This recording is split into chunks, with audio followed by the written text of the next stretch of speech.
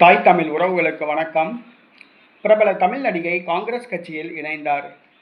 பிரபல தமிழ் நடிகை காங்கிரஸ் கட்சியில் இணைந்தார் என்ற தலைப்பில் இந்த காணொளியை காண்கிறோம். இது எப்பொழுது நடைபெற்றதல்ல, 2014ஆம் ஆண்டு நடைபெற்றது.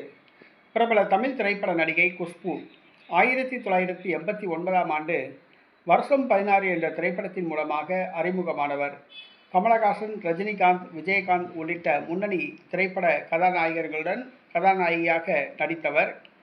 இவர் அதிமுகவில் இருந்தார்.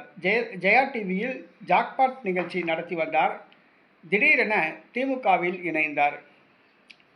ஒரு வழக்கில் சிக்கினார்.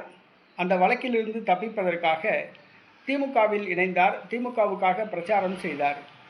ஆனால் திமுகவிலிருந்து விலகி சிறிது காலம் அரசியலில் இருந்து விலகி இருந்தார்.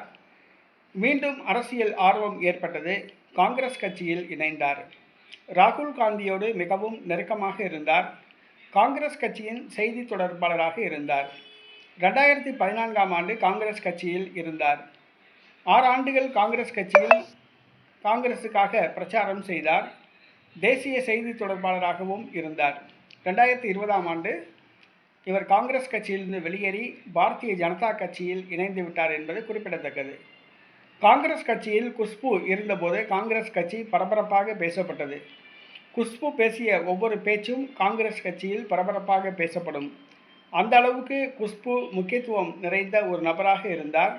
ஆனால் காங்கிரஸில் தனக்கு எதிர்காலம் இல்லை என்று கருதி காங்கிரஸ் கட்சியை விட்டு வெளியேறி பாரதிய ஜனதா கட்சியில் இணைந்து விட்டார் குஷ்பு. தற்பொழுது பாஜகவில் உள்ளார் குஷ்பு.